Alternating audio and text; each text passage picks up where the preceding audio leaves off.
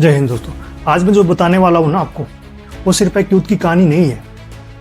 ये उस छिपी हुई जंग की कहानी है जो सालों से चल रही है, लेकिन दुनिया के ज़्यादातर लोग इसके बारे में नहीं जानते।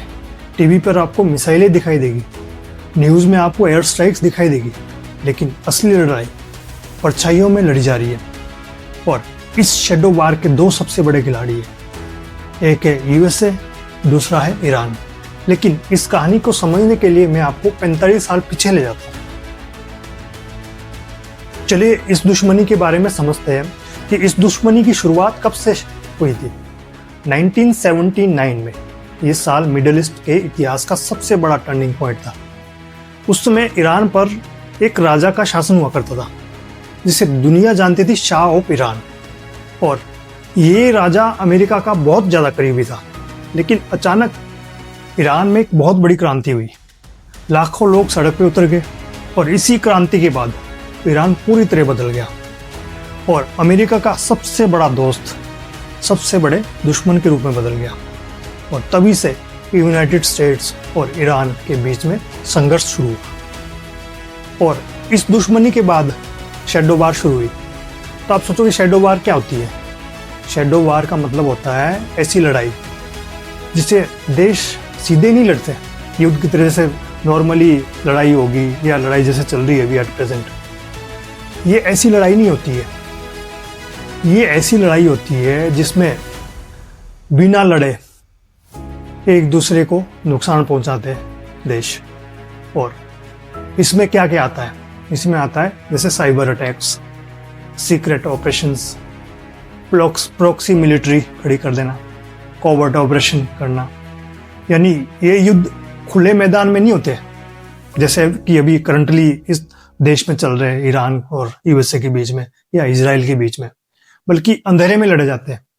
और मिडिल ईस्ट में अभी तक यही हो रहा था। तो अभी हमने शब्द यूज किया था प्रॉक्सी मिलिट्रीज। तो ईरान की जो सबसे बड़ी ताकत है ना, वो उसकी मिलिट्री नहीं है, उसकी आर्मी नहीं है। उसकी सबसे बड़ी ताकत है प्रॉक्सी फोर्सेस। और इनमें से सबसे जो फेमस है वो है हिजबुल्लाह। ये संगठन मिडिल ईस्ट की सबसे पावरफुल मिलिशियाज में से एक माना जाता है। और इनके पास हजारों मिसाइल्स हैं, ड्रोन्स हैं, ट्रेंड फाइटर्स हैं। और यही कारण है अमेरिका इन लोगों से खार खाता है और इजराइल भी इन लोगों से डरता है। तो हमने अभी इजराइल की बात की, इजराइल कैसे खार खाता है ईरान से। तो इजराइल फैक्टर के बारे में बात करते हैं। इस जो पूरी कहानी का एक सबसे बड़ा खिलाड़ी है ना, वो है इजराइल। ईरान और इजराइल की इतनी गहरी दुश्मनी है कि दोनों एक दूसरे को एग्जिस्टेंस को थ्रेट मानते हैं एक दूसरे के खिलाफ। और इजराइल को डर है अगर ईरान ने न्यूक्लियर पावर के रूप में डेवलप हो गया तो मिडिल ईस्ट का पावर बैलेंस पूरी तरह बदल सकता है। और इसी वजह से कई बार इजराइल ने ईरान के जो न्यूक्लियर साइंटिस्ट है ना, उनको टारगेट किया है और उनके जो न्यूक्लियर साइट्स है उसके ऊपर भी टारगेट किया है। हमने शब्द यूज किया था साइबर वार। अब जो युद्ध है ना, वो सिर्फ जमीन तक या हवा तक सीमित नहीं रह गए। जो आज की दुनिया है, आज की दुनिया में एक साइबर स्पेस एक नया बैटल फील्ड बन चुका है। और ईरान और अमेरिका के पास, दोनों के पास पावरफुल साइबर वार या साइबर स्पेस यूनिट्स हैं। और ये units power grids, banking systems, communication networks पर हमला कर सकते हैं। और कई एक्सपर्ट का मानना है कि अगर साइबर वार हुई तो ये मिसाइल से भी ज़्यादा खतरनाक हो सकती है। तो हमने समझा पिछले कई दशकों से यूनाइटेड स्टेट्स और ईरान के बीच में शैडो वार चल रही थी। लेकिन अब सवाल यह है, अगर ये छिपी हुई जंग इस हिसाब से बदल सकती है जैसे आज की डेट में चल रही है, तो मिडिल ईस्ट ना एक बड़े विस्फोट की ओर आगे बढ़ रहा है। और कैसे, आइए समझते हैं। हमने पहले सोचा होता है कि ये जो जंग है ना, ये जंग की बातें हो रही है, जस्ट एक दूसरे को डरा हुआ है। लेकिन एक ही रात में अचानक रडार सिस्टम एक्टिव होने लगे और फिर मिसाइल लॉन्च होती है एक दूसरे के ऊपर। और कुछ ही मिनटों में दर्जनों मिसाइलें इधर से उधर उड़ने लगी हवा में। और टारगेट क्या थे?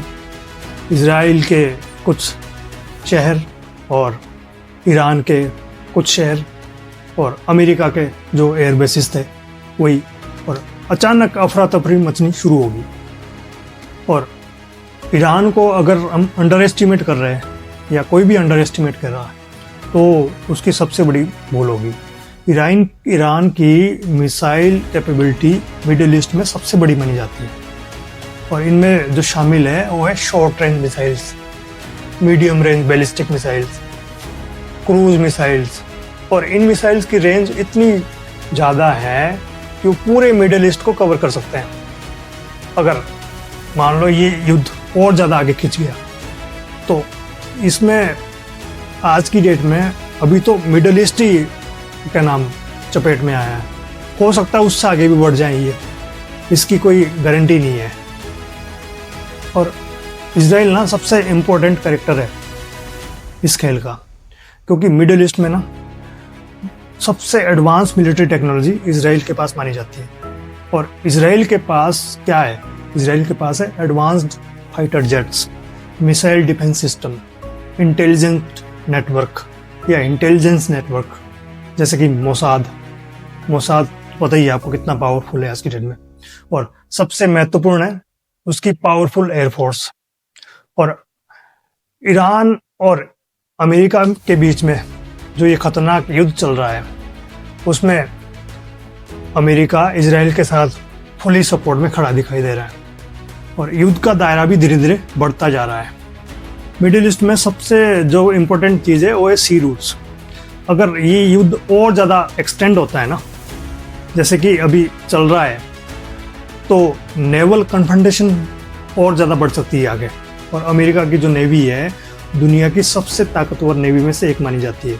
लेकिन ईरान के पास भी एक अलग रणनीति है इस टाइम पे।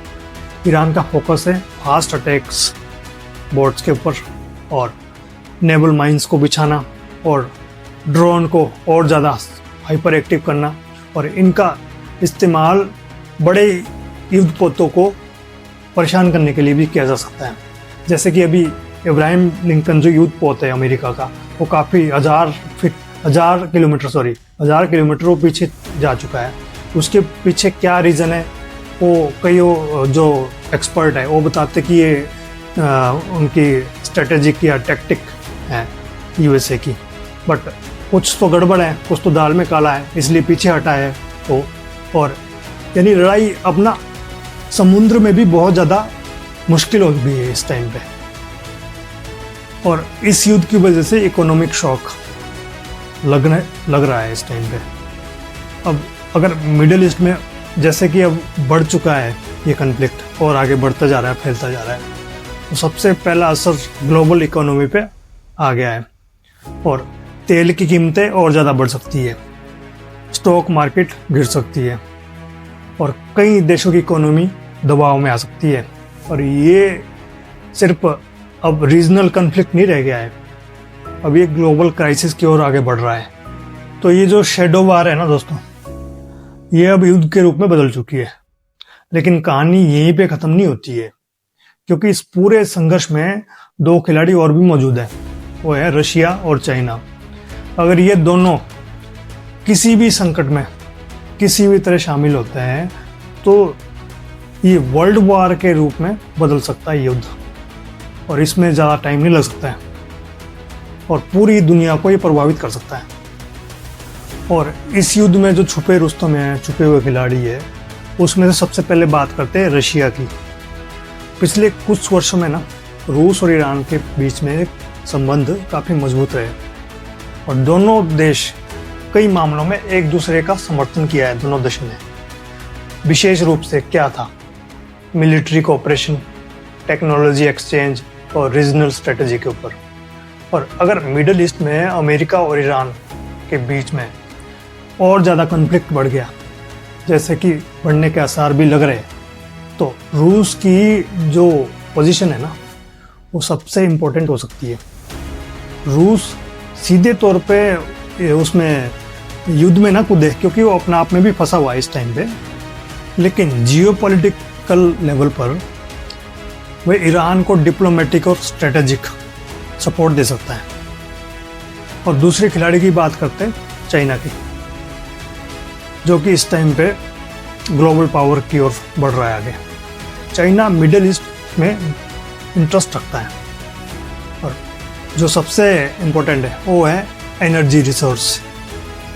जो एनर्जी रिसोर्सेज हैं उस पर चाइना का बहुत ज़्यादा इंटरेस्ट है और चीन दुनिया का सबसे बड़ा एनर्जी इंपोर्टर है और मिडिल ईस्ट उसके लिए बहुत ज़्यादा इम्पोर्टेंट है। इसीलिए अगर इस क्षेत्र में और ज़्यादा कॉन्फ्लिक्ट बढ़ गया तो चीन की इकोनॉमी ना बहुत ज़्यादा प्रभावित हो सकती है और इसीलिए चीन अक्सर इस क्षेत्र में स्टेबिलिटी बनाए रखने की बात करता है।